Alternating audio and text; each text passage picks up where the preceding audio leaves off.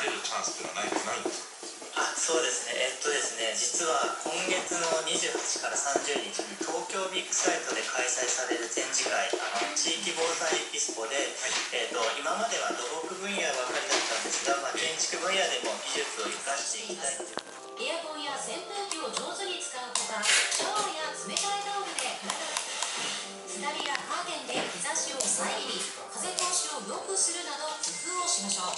さらにバランスの良い食事やしっかりとした睡眠をとると、普段から体調管理で熱中症を防ぐこともできます。